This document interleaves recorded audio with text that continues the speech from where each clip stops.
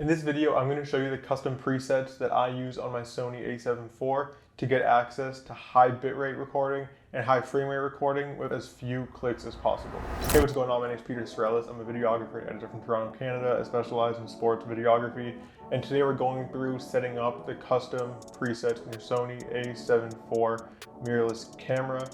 My goal is to get high bitrate and high resolution recording and high frame rate recording for my work of sports videography, set up in both S&Q mode and in regular video mode in as few clicks as possible in my Sony A7IV. We're going to go through the menu and I'm going to show you exactly what I'm clicking to set up my custom presets, so that if you have a Sony A7IV, you can set your camera up the same way and have access to good presets. And if you have another camera, you can at least get kind of like the reasoning and understand why I'm doing certain things a certain way. And you can go through your Sony menu and picking different frame rates and different resolutions, apply the same principles to get some presets that you're happy with. So let's look at the camera here. The first thing that we want to do is set the base settings that we want applied for these presets. So stuff like your picture profile, the audio recording level, we want to make sure that those things are set and consistent, so that we're always shooting footage that looks the same no matter which preset that we're using. So let's first go and pick our picture profile here. If we come to this menu and then go color and tone, we can pick picture profile, and I shoot all of my stuff in S-Log3 with the color mode S-Gamut3.Cine. There are some exceptions to this, which we're going to get into, but I recommend picking a picture profile. It doesn't matter which one you pick, you can pick any one you want, and setting up these settings S-Log3, S-Gamut3.Cine. You can leave everything else the way it is. Now for my audio recording level, I'm oftentimes recording in loud environments with big crowds, and if I'm not doing that, then I'm probably using a lav mic that's going to be right here on me, and because of that, I don't need the audio recording in the camera to be very high. So in the audio recording menu right here, shooting, and then number 7 is audio recording, I usually turn the audio recording level down quite a bit. Maybe we'll leave it here at like 5. And now that we kind of have these settings locked in, we're going to start building out our presets. So for preset number 1, I like to focus on high resolution 4K recording. So we're going to set this up right now. Let's first go into the menu again. We'll go to image quality, this file format and movie settings here are what we're going to focus on.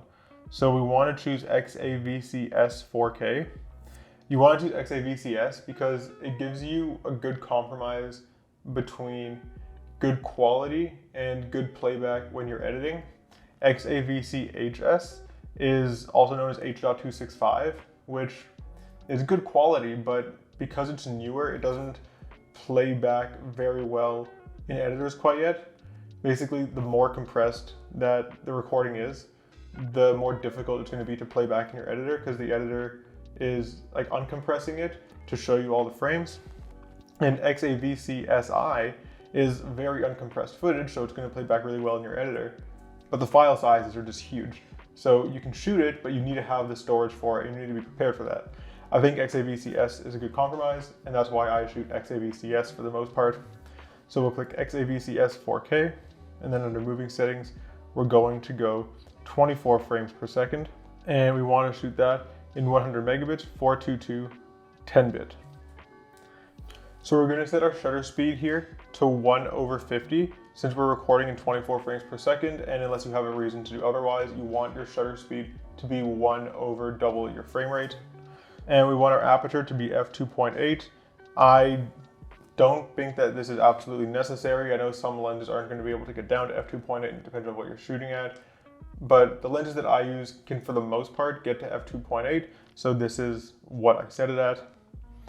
Now your ISO, like this is going to change depending on your environment. So be prepared to adjust this depending on where you're shooting.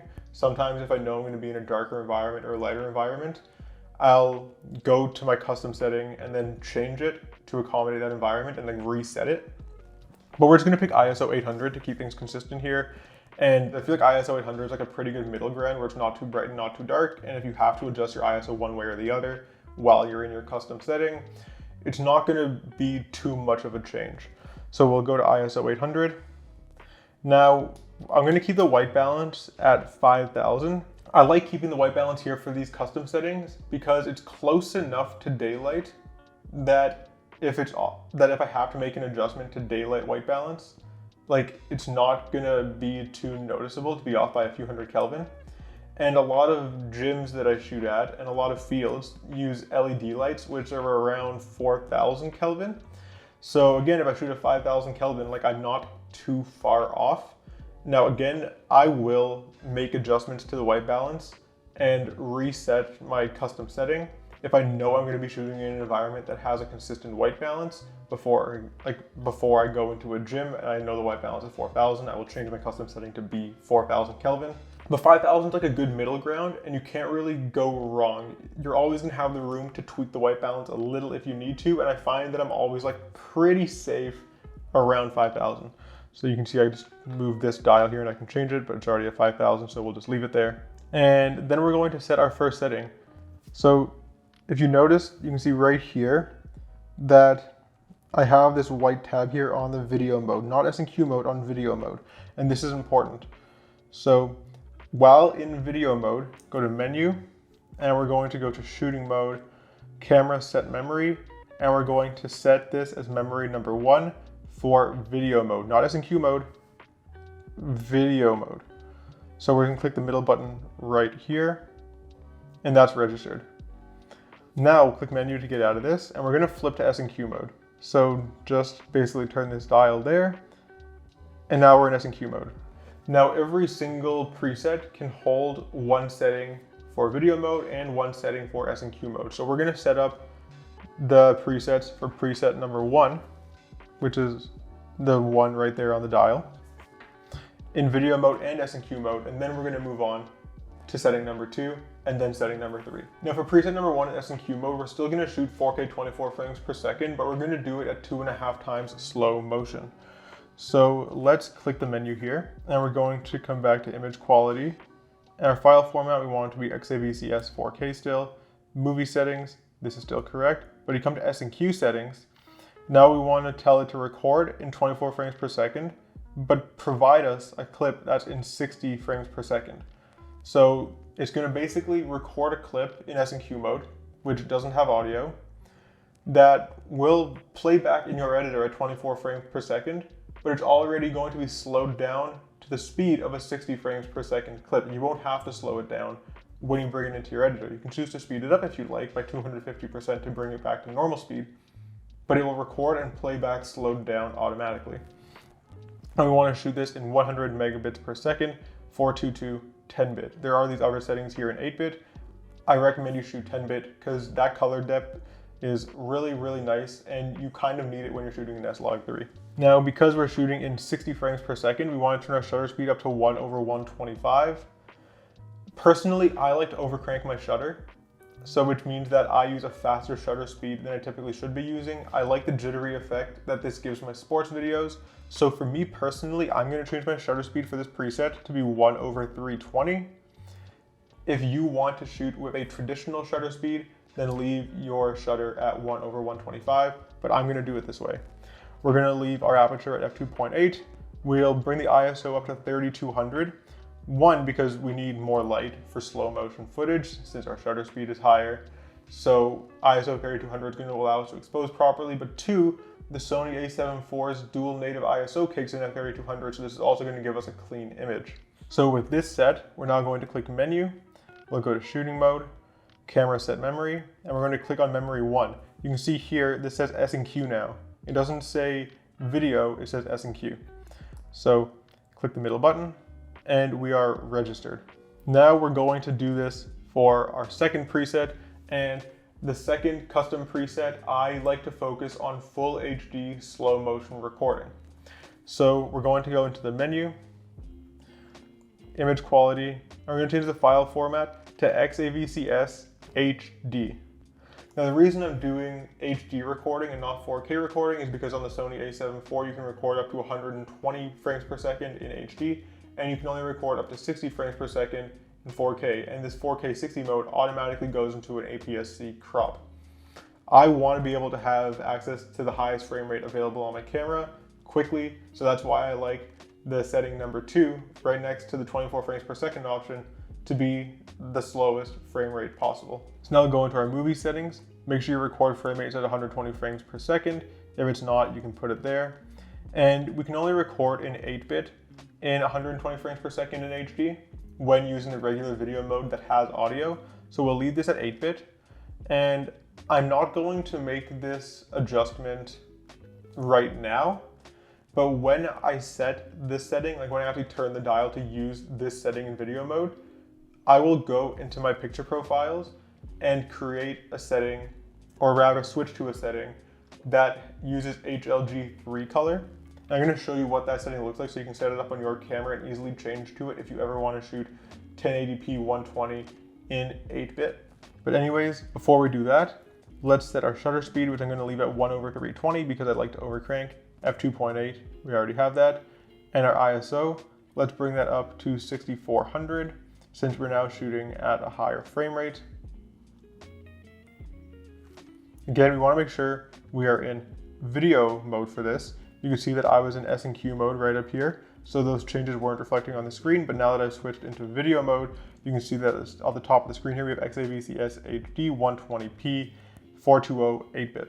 And that is basically it for this preset. Let me quickly show you what my HLG3 picture profile looks like that I will purposely switch to when I'm shooting in 8-bit color. So if I just click this button right here to get into my picture profile presets, then I can click into picture profile number 10, which I've set up to be my HLG3 profile. It uses the gamma HLG3 and the color mode Rec 709. We only have two options here, BT 2020 and Rec 709. I recommend using Rec 709. And that's basically it. I'm gonna put this back on S-Log3 for now, but I wanted to show you that picture profile so that you can set it up on your camera and use it if you're ever shooting in 8-bit.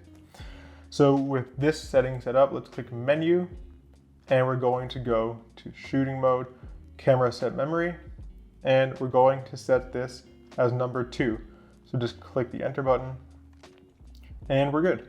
Now let's switch the camera to S&Q mode, and we're going to set up our custom preset number 2 for S&Q, which again is going to focus on full HD high frame rate recording. So for this preset, we want to come to image quality, make sure we're still in XAVCS HD, which we are. Movie settings, 120 frames per second. This is good. Now S&Q settings, we want to shoot in 24 frames per second, but have the S&Q frame rate be 120 frames per second. This is going to give us 5 times slow motion, and when shooting in S&Q mode in this setting on the A7IV, you do have the option to get 10-bit color. So we're going to record 50 megabits per second, 422 10-bit. And this lets us record 120 frames per second in 10-bit on the Sony A7IV. This is the only way to do this when using this camera. Otherwise, you have to use 60 frames per second. So we'll click menu and get out of here. Now we're going to keep our ISO, shutter speed, and aperture the same as they were previously. And with that all set, we'll click menu, shooting mode, camera set memory, and set it to number 2. Now the third custom preset that we have is going to focus on slow motion recording in 4K. So let's switch off of S&Q mode to video mode here. We're going to click menu, and we're going to switch back to XAVCS 4K. Under moving settings, we want to click 60p, and we want this in 200 megabits per second, 422 10-bit. This is the highest resolution slow motion recording that you can get on this camera.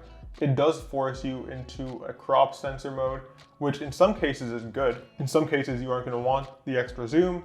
You're going to want the advantages of that full frame sensor, but sometimes when you need to zoom into some action that's far away, I actually find this mode helpful, and I shoot in it quite a bit.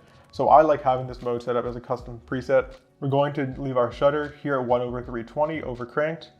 We'll use f2.8 aperture and ISO 3200 since we're shooting in 60 frames per second, and this is where our dual native ISO is. Now again, these ISO values are all subjective, and I'm kind of just doing like a best guess type of thing to put the ISO value somewhere close to where you're going to use it in a real practical filming situation. And you will have to make adjustments to this when you actually film, but I think that keeping your ISO value in the 3200 to 6400 range when filming in slow motion is kind of a good start, and then you can adjust as you need to. So with this all set up, we're going to click Menu, Shooting Mode, Camera Set Memory, and set this to memory number 3. Now let's switch back into S&Q mode, and we're going to set up our very last setting for these custom presets. And this is going to be 4K recording in 60 frames per second using S&Q in the XAVC-SI mode. Now to do this, you need to have CF Express Type A cards. I plan on getting one. I don't have one right now, but I do want to use this mode since although the file sizes are bigger, it's going to play back really well, and I think the quality is just going to be awesome. I want to make sure that I can record in this mode for events that are really important and where I want to have footage that I'm going to be able to use for a long time down the road. So that's why I have this setting. So let's click Menu, and we're going to go to Image Quality, and we're going to change to XAVC-SI 4K. Movie settings, we want to go 60 frames per second, and this already locks us in to a 600 megabit per second 422 10-bit recording. I wasn't kidding when I said that this takes up a lot of data. Like, this will just fill your hard drives. So we're gonna leave our shutter speed at 1/320 for recording in slow motion, and I'm gonna leave the ISO at 3200. We'll leave the aperture at f2.8. Our white balance and our picture profiles are already set. So just click Menu, go to Shooting Mode, Camera Set Memory, go to number 3, and click Enter. These are the custom preset settings that I use on my Sony A7IV to access high bitrate and high resolution, as well as high frame rate options easily and quickly. I hope that this video helped you set up your Sony A7IV in a way that you find useful for your work. If you like this video, then please make sure to subscribe to my channel because I post videography and video editing tips and tutorial videos similar to this one on a regular basis, and I'd love to have you around for that. If you have any questions, concerns, there's something I missed, or you just want to bounce something off of me, drop it in the comments. I'd love to talk to you down there. And yeah, that's going to be all for this video. So until next time, peace.